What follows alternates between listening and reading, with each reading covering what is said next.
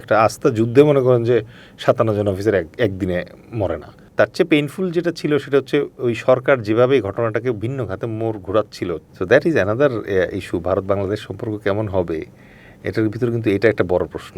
But এই কোশ্চেনটা তো বারবার জিজ্ঞেস করবে লোকজন যে আপনারা কি কমিশনের রিপোর্ট প্রত্যাখ্যান করতে চান কিনা। তারেক রহমানের আসলে বেশ কিছু চ্যালেঞ্জ সামনে আছে, যেমন this is one of the challenge যেটা ওনাকে ডিল করতে হবে। মেবি উনি হয়তো 5 বছর থাকবে, মেবি উনি হয়তো 10 বছর থাকবে, কিন্তু this question he has to deal. মুক্তিযুদ্ধ বা স্বাধীনতা যুদ্ধের অনেক কাহিনী এতদিন অজানা ছিল কেন আপনার কাছে মনে হচ্ছে? আমরা হিস্ট্রি নিয়ে খুব একটা পড়াশোনা করি না, এই জন্য this can be one reason. Number 2 reason সেটা হচ্ছে যে এখন যতটা অ্যাভেইলেবল, আগে ধরেন একটা বইয়ের জন্য লাইব্রেরি পর্যন্ত আপনার যাইতে হইতো, এখন ধরেন অনলাইনে অনেক কিছু অ্যাভেইলেবল। যেমন এই যে লুঙ্গির ভেতরে উকি দেওয়ার ছবি, এই বই তো আমি জীবনে হয়তো খুঁজে পড়তে পারতাম না, বাট অনলাইনে যখন আমি মানে ব্রাউজ করতে করতে চোখে পড়ছে তখন আমি জানতে পারলাম যে এই জিনিসটা এরকম হয়েছে। সো অ্যাটলিস্ট এই দুইটা তথ্য আমি বের করে নিয়ে আসছি। একটা হচ্ছে যে বীরশ্রেষ্ঠ রুহুল আমিন হাওলাদারের ঘটনাটা এবং এই ছবির ব্যাপারটা। অনেকেই আমাকে ব্যক্তিগতভাবে এবং অনলাইনেও আমাকে জানাইছে যে এটা তারা জানতোই না। সো ধরেন হিস্ট্রি নিয়ে যদি আপনার আগ্রহ থাকে তাহলে আপনার কাছ থেকে প্রকৃত ঘটনা লুকায় রাখা কঠিন, ঠিক আছে? তো এটার জন্য অন্য কাউকে আপনার দোষ দিয়ে লাভ নেই, ঠিক আছে? এখন একজন যদি বলে যে অমুক মুক্তিযোদ্ধা ছিল, তা আপনি বিলিভ করবেন কেন? আপনি মাথা খাটান যে 1971 সালে আপনার বয়স কত ছিল। তো 1971 সালে অঙ্ক করে দেখলেন ওনার বয়স হচ্ছে 5.5 বছর। তো আপনি কেন বিলিভ করবেন সে মুক্তিযোদ্ধা ছিল? It's like that. সেনাবাহিনীর একজন কর্মকর্তা হিসেবে লম্বা সময় আপনার সেনাবাহিনীর সাথে সম্পৃক্ততা ছিল, কোন ঘটনাটা আপনার সবচেয়ে বেশি নাড়া দেয়? সেনাবাহিনীতে যখন ছিলাম তখন আমাদের মানে সময়কার সবচেয়ে মানে নাড়া দেওয়ার মতো ঘটনা ছিল হচ্ছে বিডিআরে যে 57 জন অফিসার আমরা হারাইছি। হ্যাঁ, এটা খুব আননার্ভিং একটা ঘটনা ছিল। আর তার চেয়ে আপনি সরাসরি যেখানে ইনভলভ ছিলেন এরকম কোনো ঘটনা আছে কিনা যেটা আপনাকে খুব বেশি নাড়া দেয়? না, এটার মতো না, বিডিআরেরটার মতো না। কারণ বিডিআরের ঘটনাটা তো আমরা মনে করেন যে আমি চিটাগাঙে ছিলাম, ওখান থেকে আমরা দেখছি এটা। কারণ একটা আস্থা যুদ্ধে মনে করেন যে 57 জন অফিসার একদিনে মরে না। So it was big. আর তার চেয়ে পেইনফুল যেটা ছিল সেটা হচ্ছে ওই সরকার যেভাবে এই ঘটনাটাকে ভিন্ন খাতে মোড় ঘোরাচ্ছিল আমাদের চোখের সামনে। এবং তখন তো আমরা অনেক ইয়াং ছিলাম, আমরা এটা নিয়ে কাকে বলবো, তখন তো একটা মানে ফিসফাস চুপ থাকবো, কথা বললো না, এরকম একটা ফেস চলছে, রাইট? কিন্তু আপনি লজিক্যালি তো এই জিনিসটা মাথায় আসে যে ধরেন আপনার কাছে ডিডি তৌহিদ আসলো 10 জন 11 জন নিয়ে, আপনি প্রধানমন্ত্রী, আপনি জিজ্ঞেস করতে ভুলে গেলেন যে জেনারেল শাকিল বেঁচে আছে কিনা। তো হয় না তো, তাই না? আপনি ইভেন এটাও বলেন নাই যে 11 জন আসছো তো তোমরা, 11 জন অফিসার ওখান থেকে বাইর হয়ে আসবে, তারপর তোমরা আবার ফেরত যাবা।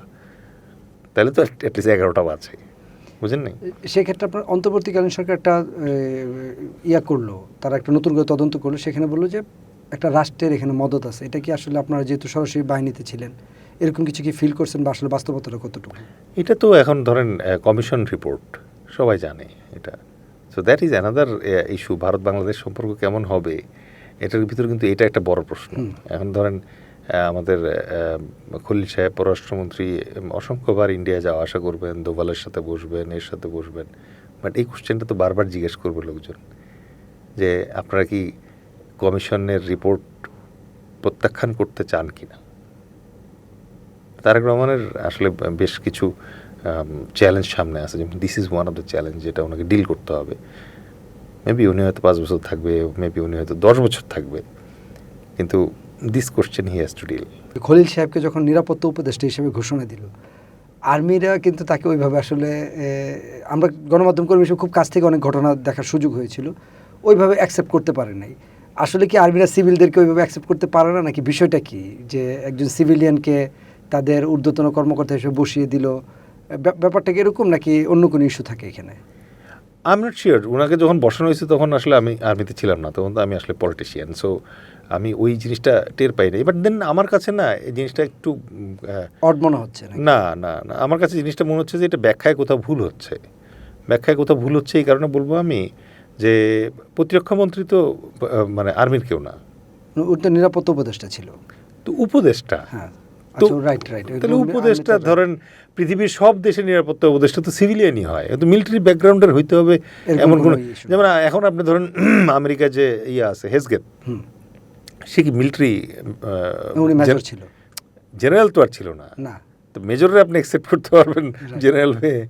বাট ইয়েতে সেই জন্য আমি বললাম যে আমার কাছে মনে হয় না এটা কোনো ইস্যু ছিল। হ্যাঁ, এখন যেরকম ধরেন নিরাপত্তা উপদেষ্টা একজন রিটায়ার্ড ব্রিগেডিয়ার জেনারেল এবং আমার মানে এককালের প্রশিক্ষক উনি, he is a very sound military officer, he is a very solid military officer. আপনি যদি আজকে মানে অনেকে আমার বলে যে আমি নাকি অ্যান্টি ইন্ডিয়ান মানে কথাবার্তা বলি অথবা ইন্ডিয়ান হেজিমনির এগেনস্টে কথাবার্তা বলি, না, আমি বাংলাদেশের স্বার্থ নিয়ে কথাবার্তা বলি। বাংলাদেশের স্বার্থ নিয়ে যদি কথাবার্তা বলা শিখি আমি, তো উনি হচ্ছে একজন যার কাছ থেকে আমি শিখছি, ঠিক আছে? সো তার প্যাট্রিয়টিজম নিয়ে কোনো সন্দেহ নাই, তার ক্যাপাসিটি নিয়ে কোনো সন্দেহ নাই, তার ফারসাইটনেস নিয়ে কোনো সন্দেহ নাই। আফটারঅল আমার ইনস্ট্রাক্টর যেহেতু ছিল, তার মানে তো কাছ থেকে দেখছেন, আমি দেখছি, এবং ওরকম ক্যালিবারের অফিসার উনি। সো মেবি এখন সেনাপ্রধান তো ওনার senior, but then I don't think there is a problem. মুক্তিযুদ্ধের ইতিহাস নিয়ে সবচেয়ে বড় ভুল ব্যাখ্যা কোনটা আপনি মনে করেন? আমার মনে হয় বাংলাদেশের স্বাধীনতা মানে মহান স্বাধীনতা যুদ্ধের একটা ওয়ান অফ দ্য মানে ভুল বলি আর দুঃখজনক অধ্যায় বলি, সেটা হচ্ছে যে আমাদের বিজয়ের যে মুহূর্ত আছে সেই মুহূর্তের কোনো ছবি নেই।